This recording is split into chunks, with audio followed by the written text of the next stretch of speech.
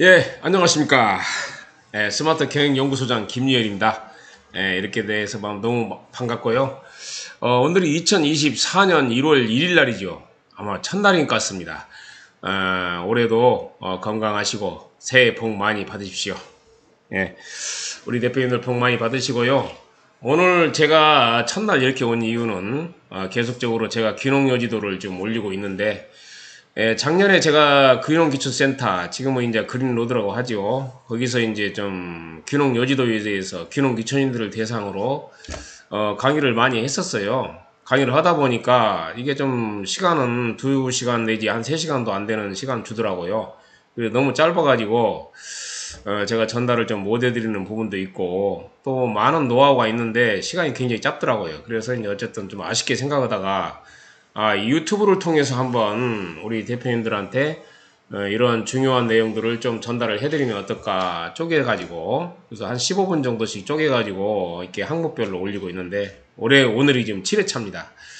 이제 오늘은 우리가 이제 농지라 하면은 전답 과수원을 말하거든요. 근데 전답 과수원을 임대를 할 수도 있고 소유로 할 수가 또 있어요. 무조건 농지법이 개정됐다고 해서 농사를 짓는 사람만이 소유해야 된다, 이렇게 돼 있는데, 예외적인 조항들이 또 많이 있어요. 그래서 예외적인 조항들을 좀 알아보고요. 이렇게 또 농지를 그렇게 함으로써 꼭 또 가능하면 또 소유할 수 있는 사람은 소유하고, 또 임대할 수 있는 사람은 또 임대를 좀 할 수 있는, 그런 유익한 시간이 됐으면 좋겠습니다. 무조건 농사 안 지면 팔아야 된다, 이건 아니니까요. 그렇게 해서 우리 대표님들이 좀 도움이 되셨으면 좋겠어요. 그리고 귀농 귀촌할 때 농지에 대해서도 조금 알면 좋지요. 어떤 경우에 농지를 소유할 수가 있고 어떤 경우에 임대차 할 수 있구나, 이런 정도 상식이라고 생각하시면 되겠습니다. 가볍게 들으시면 고맙겠습니다.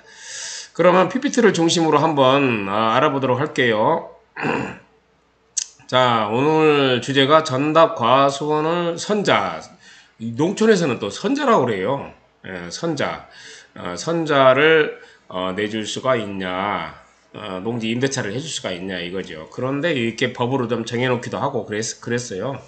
그래서 이렇게 법으로 정해놓은 사항은 우리가 얼마든지 임대를 내줄 수가 있기 때문에, 또 소유할 수 있기 때문에 이 부분에 대해서 한번 알아보도록 할게요. PPT를 중심으로 알아보도록 하겠습니다. 자, 농지법 제23조를 보면요, 농지의 임대차 또는 사용대차라는 말이 나와요. 그러면 각 호의 하나에 해당하는 경우에는 농지를 임대하거나 무상 사용하게 할 수가 있다, 이렇게 되어 있네요. 무상 사용하게 할 수 없다고. 다음 각 호 외에는, 제가 첫날부터 이게 좀 헷갈리네요. 그래서 다음 각 호는 된다는 얘기예요, 한마디로. 한번 호를 알아볼게요. 다음 각목에 하나에 해당하는 경우 임대가 가능함. 제가 이제 일부러 토를 달았는데, 자, 가번을 보면은 가항이죠. 한국농어촌공사가 농지를 취득하여 소유하는 경우, 농어촌공사는 농지은행을 운영하고 있잖아요. 그래서 당연히 농지를 소유하고 있어야 되겠죠. 그래서 65세 이상 은퇴 농업인들이 내놓은 그런 농지들을 이제 농어촌공사가 가지고 있다가 이제 청년들한테 요즘 그 임대도 내주고 또 팔기도 하는 농지은행을 운영하고 있어요. 그래서 네이버에서 농지은행 치면은 그게 이제 농어촌공사가 운영하는 농지은행이라는 것을 말씀을 드리고요. 그 다음에 나항을 볼게요. 농어촌 정비법에 따라서 농지를 취득하는 경우, 농어촌 정비법은 이제 농어촌 그 경지정리라든지 그런 거 정리를 하기 위해서 계속 공사를 해요. 그럴 때는 이제 임시적으로 농지를 전부 다 일단 농어촌공사가 그런 공사를 하기 위해서 취득을 하게 되죠. 취득을 해가지고 이제 정리를 해야 되니까 그 경지정리 같은 거. 그래서 농어촌 정비법에 따라서 농지를 취득하여 소유하는 경우에는 소유를 인정하겠다. 이것도 농어촌공사 얘기예요, 주로. 그 다음에 매립농지를 취득하여 소유하는 경우, 바다를 매립한다든지 이런 경우가 있잖아요. 그럴 때도 역시 마찬가지로 이게 조각조각 돼 있는 것들을 다 이렇게 좀 매입을 해가지고 이제 정리를 하게 되겠죠. 그럴 때는 소유를 할 수 있다, 이거예요. 이것도 농어촌공사 얘기 같습니다. 이것도 물론 공사 주체가 이제 누군지는 그 당시 정해야겠지만은. 그 다음에 라항을 보면은 토지 수용으로 농지를 소유하는 취득하여 소유하는 경우, 이게 토지를 수용이라는 것은 이제 계속적으로 이제 그 가격 협상이 안 맞으니까 강제로 법에 따라서 이제 토지를 수용해 가지고 뭐 도로를 낸다든지 어떤 공사를 하게 되잖아요. 관공서를 짓는다든지. 그러면 토지 수용이라는 것은 국가적으로 이제 행하는 어떤 강제적인 그런 행정 절차라고 볼 수가 있는데, 이렇게 해서 이제 토지를 수용한 토지가 쭉 있을 거 아니에요? 이런 것은 취득해가지고 이제 소유를 할 수가 있는 거지요. 토지 수용으로 농지를 취득하여 소유하는 경우. 그래서 수용된 농지는 한마디로 또 소유할 수가 있는 거고. 그 다음에 마항을 보면은, 농림축산부 장관과 협의 후에 토지보상법에 따라서 농지를 취득하여 소유하는 경우. 이제 토지를 다 보상해주고 이제 국가가 이제 소유하고 있다가 또 그런 것들을 또 팔기도 하고 그러죠. 그래서 농지를 그럴 때 취득하는 것은 이제 우리가 취득할 수가 있다 이거죠. 또 소유할 수도 있고. 그 다음에 바항을 보면은 계획관리지역과 자연녹지지역 안의 농지를 토지공사가 취득하여 소유하는 경우. 계획관리지역은 이제 도시지역도 아니고 그렇다고 해서 그러니까 개발의 여지가 있는 지역을 계획관리지역이라고 그래요. 원래 관리지역이라 하면은 보존관리지역이 있고 그 다음에 생산관리지역이 있고 계획관리지역이 있는데, 계획관리지역은 개발의 여지가 많은 땅을 우리가 이제 도시지역으로 분류하자니 너무나 이제 아직은 좀 더 시간이 필요할 경우에 우선 계획관리지역으로 지정을 한 지역을 우리가 계획관리지역이라고 하죠. 자연녹지 지역 안의 농지를 LH가 취득하여 소유하는 경우, 이게 토지공사가 취득하여 소유하는 경우는 인정하고 있습니다. 그 취득한 농지를 전용하기 전까지는, 뭐 아파트를 짓는다든지 그러기 전까지는 농어촌 공사에 지체 없이 위탁하여 임대하거나 무상 사용하게 하여야 한다. 그래서 뭐 계속 아파트 몇 년에 지을지도 모르고 몇 년간 놀릴 수는 없기 때문에 그러한 농지를 농어촌 공사에 위탁을 해가지고 다른 또 농업인들이나 다른 사람들한테 뭐 임대를 해주도록 그렇게 돼 있습니다. 이와 같은 경우는. 그래서 이와 같이 법으로 정해진 부분은 우리가 임대차 또는 사용대차가 가능하다, 그런 말씀을 드릴게요. 그 다음에 제23조 보면은 다음 각호의 어느 하나에 해당하는 경우에는 농지를 임대하거나 무상 사용하게 할 수가 없다. 그러니까 이와 같은 경우에는 할 수가 없다 이거네요. 이제 이런 경우 외에는, 그래서 또 이런 경우 외에는 이렇게 하니까 이런 경우는 또 된다는 얘기예요. 자, 17조에 따른 농지 이용 증진 시행 계획에 따라서 농지를 임대하거나 무상 사용하게 하는 경우는 된다는 얘기죠. 이런 경우에는. 이런 거 외에는 안 된다는 뜻이니까요. 농지 이용 증진 사업, 농지를 좀 더 좋게 한다거나 또 시행 계획에 따라서 농지를 임대하거나 무상 사용할 수가 있다고 돼 있고, 그 다음에 농사를 짓다가 몸이 아프거나 3호 징집을 당하거나 군대를 갔거나 취약을 하거나 선거에 따른 공직에 취임, 그 밖에 대통령령으로 정하는 부득이한 사유로 있을 경우에는 농지를 임대하거나 무상 사용하게 해야 되겠죠. 군대 갔는데 뭐 누가 농사 짓겠어요? 그럴 때는 우리가 이제 임대해 줄 수가 있는 거고요.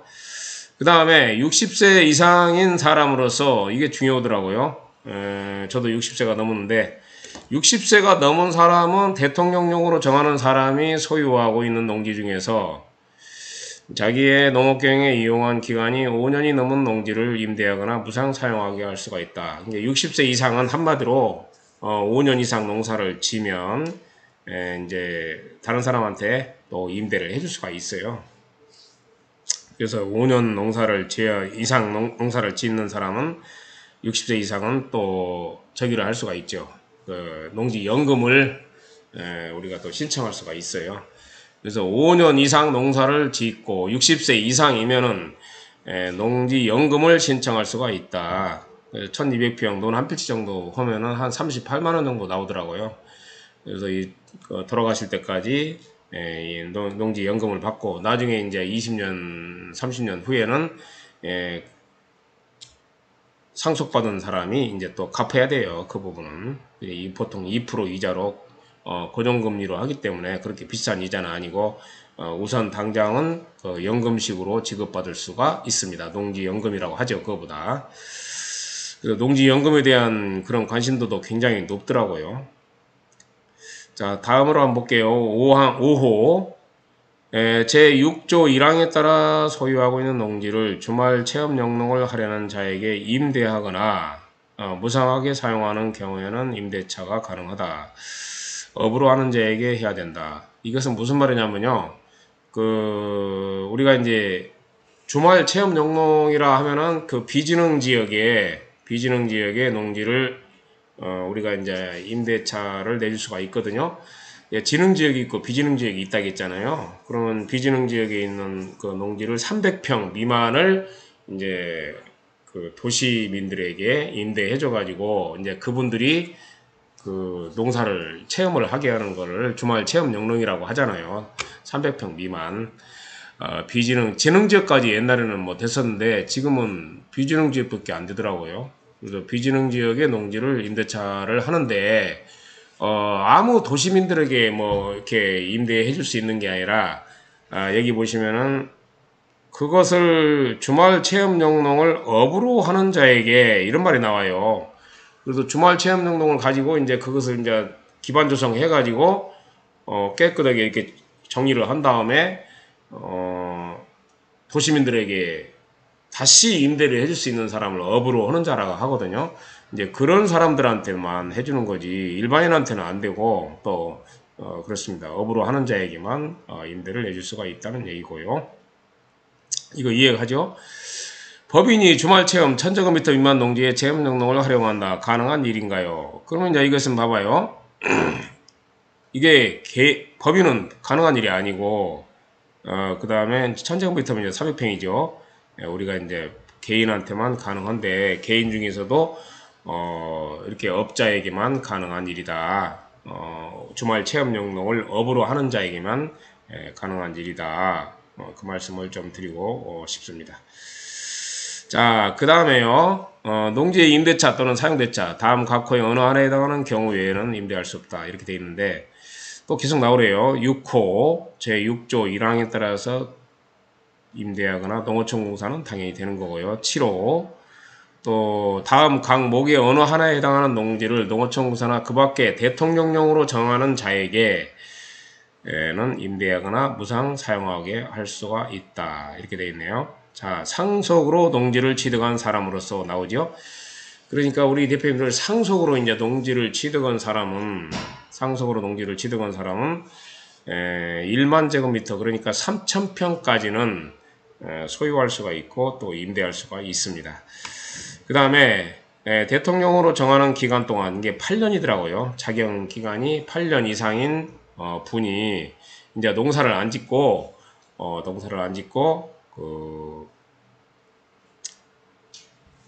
도시로 이사를 갔다 이거죠.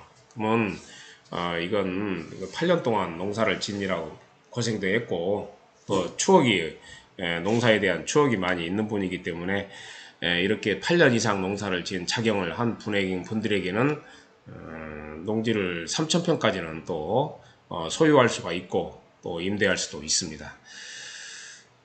상속받은 사람도 마찬가지고요. 상속받은 사람도 3000평까지는 농지를 소유할 수 있고 또 그거를 임대할 수가 있습니다. 농사는 지어야 되니까. 자, 그 다음에요. 소유 농지를 타인에게 위탁하여 영농하는 것이 가능한지. 위탁 영농이라는 것은 농지의 소유자가 타인에게 일정한 선자라고 하죠. 농지 임대차를 말하는 거고요. 농지의 위탁 영농도 징집, 복역, 군대 가는 거, 아니 복역 교도소 가는 걸 말하네요. 그 다음에 국외 여행, 취학, 질병 등 불가피한 경우 이외에는 할 수가 없도록 제한하고 있으나 농지법 구조에 자기의 노동력이 부족한 경우로서 통상적인 그런 농업 경영 관행에 따라서 자기 또는 세대원의 노동력으로는 해당 농지의 농업 경영의 농작업의 전부를 행할 수 없는 경우에는 타인의 노동력을 이용하여 경영을 하는 것도 허락을 해주고 있다. 이렇게 되어 있네. 일부 위탁이라고 하는데 우리가 이제 농지법에 의해서 2022년 8월 17일부터 이제 본격적으로 시행이 되고 있잖아요. 그러면 농사를 짓지 않는 사람은 이제 농지를 소유하거나 또 임대할 수도 없는데 우리가 이제 그것을 전부 위탁하면 안 된다는 뜻이에요. 그리고 이제 뭐 90일 이상 뭐 의무용릉에 종사를 해야 된다 이렇게 나와 있는데 여기 내용은 뭐냐면요, 일부 위탁이에요. 그래서 우리가 전부 위탁을 뭐 절대로 하면 안 되죠, 이거는. 근데 일부 위탁이라는 것은 주요 그 농작업의 3분의 1 이상을 하면 되고요. 또는 1년 중에 30일 이상을 주요 농작업에 종사를 하시면 또 인정을 해주고 있습니다, 이게. 그래서 통상적으로는 의무용농 기간이 90일인데 이제 3분의 1인 30일만 농사를 지어도 인정을 해주겠다. 이제 물론 사유가 있어야 되겠죠. 이와 같이 뭐 어떤 자기가 좀 힘이 뭐 갑자기 없어졌다거나 또 몸이 안 좋아져 가지고 그런 경우가 있잖아요. 몸이 안 좋아져 가지고 좀 그 어떤 일을 할 수가 없는 경우가 있어요. 그럴 때는 우리가 이제 또 가족 노동력이 또 갑자기 있다가 없다거나 누가 농사질 사람이 좀 부족한 거예요, 이제. 그리고 자기도 어떤 힘이 좋았었는데 갑자기 또 힘이 몸이 안 좋다든지 이렇게 해가지고 몸이 농사를 짓기가 좀 상당히 좀 아주 어려운 건 아닌데, 그러면 3분의 1이라도 이제 인정을 해주겠다 이거죠. 그리고 이제 1년으로 따지면은 의무용농 기간이 90일인데, 30일까지는 인정을 해주겠다. 그래서 일부 위탁은 할 수가 있어요. 주요 농작업에 대해서, 뭐, 주요 농작업이라 하면 이제, 나락 같은 거 벨 때, 수확이라든지 또 모내기라든지 그런 것들이 이제 주요 농작업이에요. 보리 같은 거 벨 때, 수확이라든지 심을 때.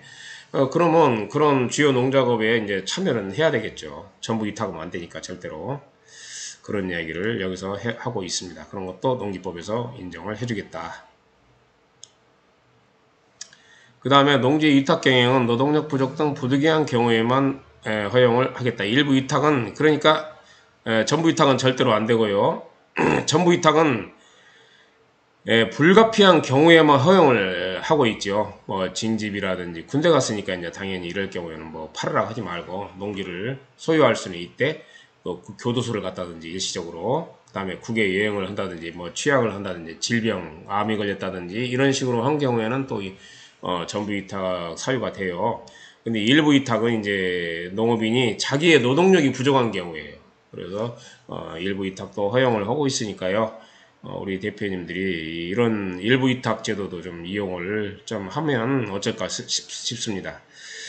자, 구분을 하겠습니다. 농지 임대차는 임차료를 지급을 하고 이와 같이 하는 것이고, 위탁 경영은 보수를 지급하고 이제 농사를 짓기 때문에 직불제는 또 이제 자기가 수령을 할 수가 있습니다.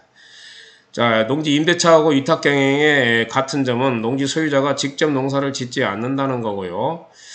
그 다음에 원칙적으로 금지되나 법률이 정하는 바에 의해서 이제 하는 것이고요. 그다음에 다른 점은 임대차라는 것은 수확물을 소유를 할 수가 있죠. 임차인이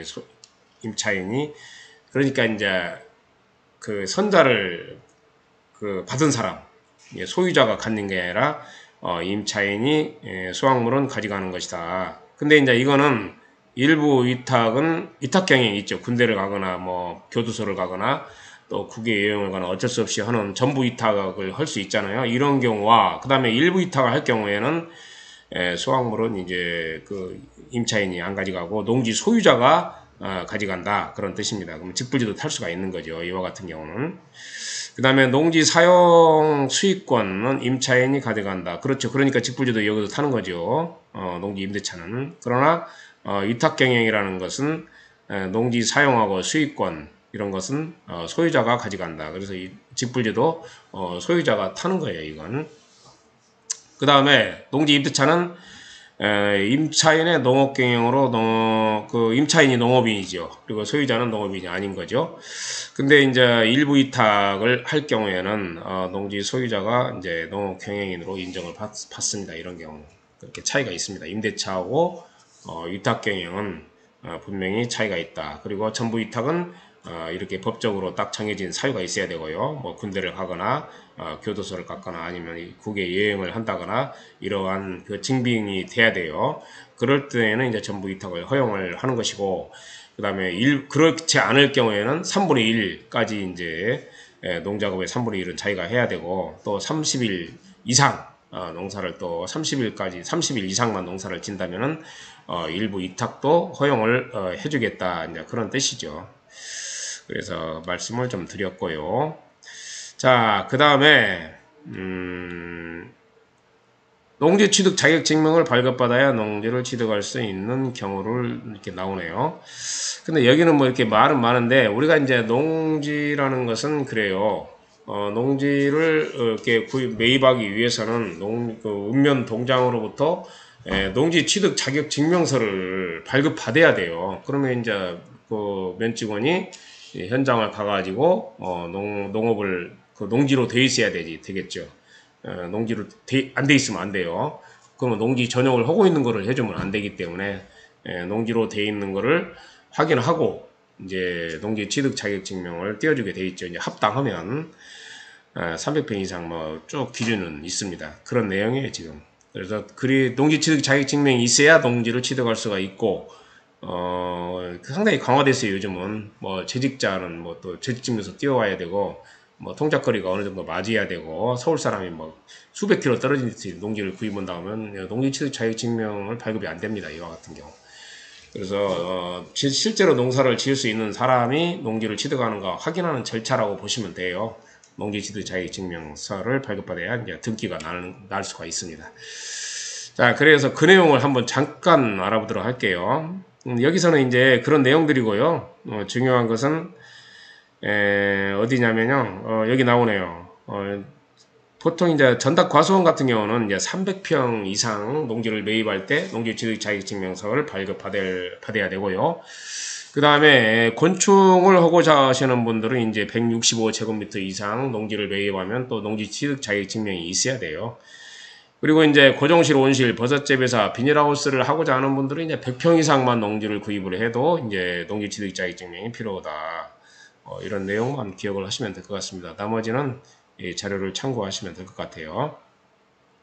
자, 축사부지를 매입하는 경우에는 농지 취득 자격 증명을 발급받나요? 축사부지는 이제 농지죠. 그래서 2007년도 7월 4일 이전에 농지 전용 허가를 받아 축사를 설치한 그러니까 중고 축사를 매입할 경우를 말하는 것 같습니다. 중고 축사. 원래 이제 요즘 축사하기가 굉장히 어려워졌어요. 그래서 지금 축사가 뭐 500m 떨어져라, 뭐 돼지 농장 같은 게 뭐 1km 떨어져라, 뭐 이렇게 돼 있는데, 우리가 이제 2007년도라면 7월 4일 아마 법이 개정된 것 같습니다. 이때. 그러면 그때 이전에, 그러니까 2007년도면 지금 몇 년 전이죠? 13년에다가 16년 전인가요? 17년 됐네, 이제. 17년 전에, 농지 전용 허가를 받아서 그 전에, 신고나 허가를 받아가지고 설치한 축사는 이제 농지증이 필요가 없어요. 그럴 때는. 근데 이제 2007년 7월 4일 이후에, 그러니까 이제 17년 이후에, 17년 전 이후에, 설치된 축사인 경우에는 이제 농지증을 발급받아야 됩니다. 이런 경우는. 또, 허가를 받지 않거나, 전용 신고를 하지 않고, 했을 이전에도, 만약에 2007년도 7월 4일 이전에도, 오래된 것도 만약에 전용 허가를 받지 않았거나 농지 전용 신고를 하지 않고 한 것은 농지증이 있어야 돼요. 그리고 그 이후에 2007년 7월 4일 이후에 설치한 축사 같은 경우에는 당연히 농지증이 필요하다. 이런 말씀을 좀 드릴게요. 그래서 발급을 받습니다. 요즘은 이제 엄격하게 심사를 한다는 내용이고요. 그 다음에 이제 이거는 뭐냐, 농지 취득 자격증의 발급 방법입니다. 주말 체험 영농은 지능지역은 불가능하고 이제는 뭐 비지능지역만 가능하다겠죠.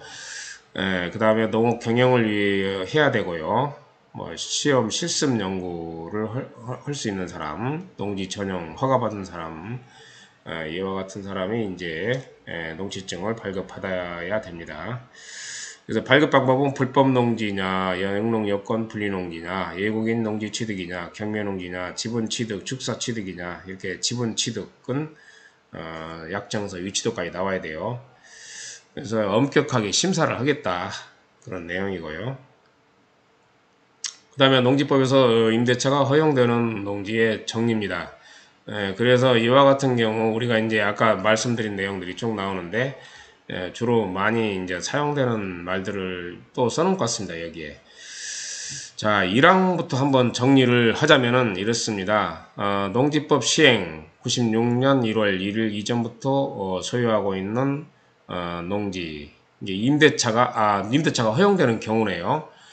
그러니까 농지법이 96년 1월 1일부터 이제 시행이 됐는데, 요때 이전부터 농지를 소유하고 있는 농지, 이런 경우에는 이제 임대차가 가능하다. 오래됐네요. 96년이면 2006년, 2016년, 벌써 27년 이전부터 이렇게 소유하고 있는 농지는 임대할 수가 있고요. 그 다음에 국가 지방자치단체가 소유한 농지 임대할 수가 있고, 그 다음에 8년 이상 자경한 사람 3,000평까지 농사를 안 지어도 소유하거나 임대할 수가 있고, 그 다음에 아까 한 내용들이요. 아까 전부 위탁을 할 경우도 이제 되고, 질병이라든지 징지, 군대를 갔거나 취약, 그 다음에 선거에 의한 공직 취임이라든지 3개월 이상 다쳤다든지 교도소 수감됐다든지 3개월 이상의 국외 여행을 한다든지 농업법인이 청산 중일 경우에는 임대할 수가 있다. 이거죠. 농지를. 그 다음에 60세 이상 고령자가 5년 이상 농사를 지었다면 소유하거나 임대할 수가 있고요. 그 다음에 주말 체험 영농을 하고자 하는 자는 비진흥 지역에 한해서 300평 미만에 대해서 임대를 해줄 수가 있고, 다만 개인에게는 임대해 줄 수가 없고 업자에게만, 주말 체험 영농을 업으로 하는 자에게 임대할 수가 있다.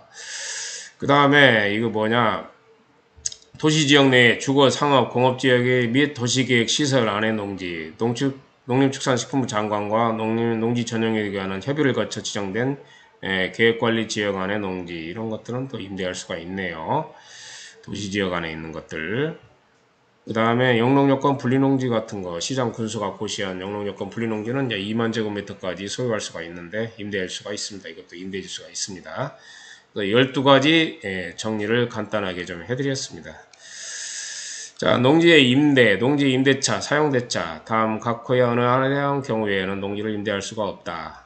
그래서 자격 농지를 농림축산부 장관이 정하는 이모작을 위하여 8개월 이내로 임대하거나 무상 사용하게 하는 경우는 또 가능하다.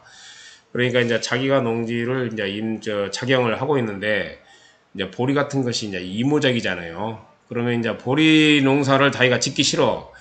그러면 이제 누구를, 아저씨한테, 이웃집 아저씨한테 이야기해가지고, 아저씨, 우리 그 논에다가 보리 농사 좀 지세요. 그럼 한 8개월 걸리잖아요. 그러면 8개월 이내로 임대하거나 무상 사용하게 할 수 있다고 합니다. 9번째, 대통령령으로 정하는 농지 규모와 농작물 수급 안정 등을 목적으로 한 사업을 추진하기 위하여 필요한 자격 농지를 임대하거나 무상 사용하게 하는 경우도 또 임대할 수가 있다. 그러니까 이제 농지의 규모와 아마 저기가 경지정 여는 사업 같죠? 뭐 이런 것들을 하기 위해서는 또 자격 농지를 임대하거나 무상 사용하게 할 수 있다고 합니다. 그런 공사를 하는 기간 동안에는 또 계속 기다릴 수가 없으니까 우선은 임대해 줘야 되겠죠. 그래서 또 이 9가지도 좀 체크를 좀 해주시기 바라고요. 자, 마지막으로 도로의 중요성. 도로는 다음 시간에 해야 되는데 여기 나왔네요. 도로는 또 다음 시간에 좀 할게요. 자, 그래서 오늘은 농지 임대차에 대해서 한번 정리를 해봤는데 어떻게 좀 도움이 되셨는가 모르겠어요. 그래서 어쨌든 우리가 가장 많이 사용한 것만 말씀을 좀 드리면요.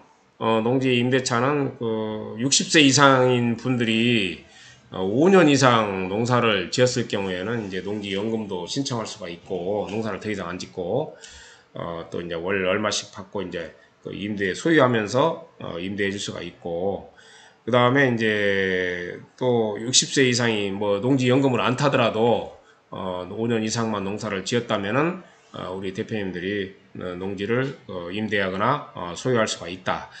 그리고 이제 상속받은 농지 같은 경우에도 아까 전 같은 경우 3,000평까지만, 그 다음에 상속받은 농지도 3,000평까지 만제곱미터 이하는 우리가 이제 또 임대를 하거나 또 소유할 수가 있어요. 그리고 이제 8년 이상 농사를 지은 사람은 도시로 이사를 갔더라도 농지를 소유하거나 임대를 할 수가 있다 이거죠. 이것도 이제 3,000평까지만 또 허용을 하고 있어요. 그 외에도 이제 뭐 여러 가지 경우를 한번 체크를 하셔가지고 우리 대표님들이 필요에 따라서는 또 전부 위탁을 할 수도 있고, 또 아까 좀 노동력이 갑자기 떨어졌다든지 피치 못한 사정이 생기잖아요. 농사 짓다 보면 그러면 3분의 1 일부 위탁도 가능하다. 3분의 1 위탁은 의무 용농 기간이 90일인데 30일까지도 가능하고 1년에 그 다음에 이제 주요 농작업의 3분의 1을 이상을 좀 할 경우에는 3분의 1까지만 해도 또 인정을 해줍니다. 일부 위탁. 그럴 경우는 또 직불제도 탈 수가 있고요. 그래서 오늘은 농지의 소유나 임대차를 어떻게 하면 할 수가 있는가에 대해서 간단하게 좀 말씀을 드렸는데 좀 도움이 되셨는지 모르겠습니다. 자, 도움이 되셨다면 구독, 좋아요 좀 눌러주실 것을 부탁을 좀 드리고요. 스마트 경영 연구소장 김유일이었습니다. 경청해 주셔서 고맙습니다.